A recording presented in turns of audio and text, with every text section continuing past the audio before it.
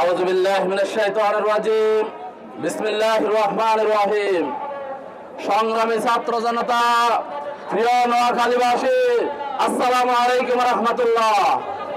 আপনারা জানেন গতকাল ওই নিয়াজপুরে মসজিদের ভিতর ওই দারসুল কোরআন প্রোগ্রামে যে হামলা হয়েছে সেটি শুধুমাত্র ছাত্র শিবিরের উপর হামলা নয়, এটি বাংলাদেশের 18 কোটি মুসলমানের উপর হামলা হয়েছে।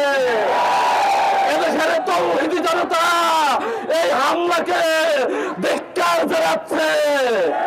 বাংলাদেশের 18 কোটি মানুষ ওই বিএনপি, ওই যুবদলের, ওই সন্ত্রাসীদেরকে ধিক্কার জানাচ্ছে। অবিলম্বে ওই সন্ত্রাসীদেরকে গ্রেফতার করতে হবে, সন্ত্রাসীদেরকে দৃষ্টান্তমূলক শাস্তি দিতে হবে। আমরা বলতে চাই, ওই বিএনপি, ওই যুবদল, ওই ছাত্র দলের বন্ধুরা, আপনারা আমাদের শত্রু নয়, কিন্তু আপনারা এমন কিছু করবেন না যাতে করে আমরা ওই ফ্যাসিবাদের বিরুদ্ধে, ওই আওয়ামী লীগের বিরুদ্ধে ছাত্র জনতাকে নিয়ে যে আন্দোলন করে তুলেছিলাম, সেই আন্দোলন আপনাদের বিরুদ্ধে আমাদেরকে করতে হয়।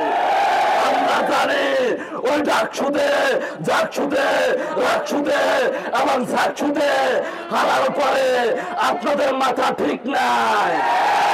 আপনারা কি করবেন? আপনারা তাল খুঁজে পাচ্ছেন না। আমরা বলে দিতে চাই, যদি আপনারা তাল খুঁজে না পান, কর্মসূচি খুঁজে না পান, কাজ খুঁজে না পান, তাহলে ছাত্র শিবিরের কাছ থেকে আপনারা জেনে নিন কিভাবে সৃজনশীল কাজ করতে হয়, কিভাবে জনগণের কাজ করতে হয়, কিভাবে ছাত্র জনতার মন জয় করতে হয়।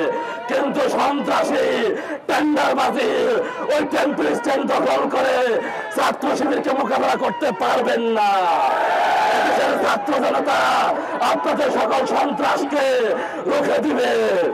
ওই আওয়ামী লীগকে যেভাবে রুখে দেওয়া হয়েছিল, ওই ফ্যাসিবাদকে যেভাবে রুখে দেওয়া হয়েছিল, বাংলাদেশ থেকে পালিয়ে গিয়ে দাদা বাড়িতে আশ্রয় নিয়েছে, আপনারা সেই ঠিকানাও খুঁজে পাবেন না।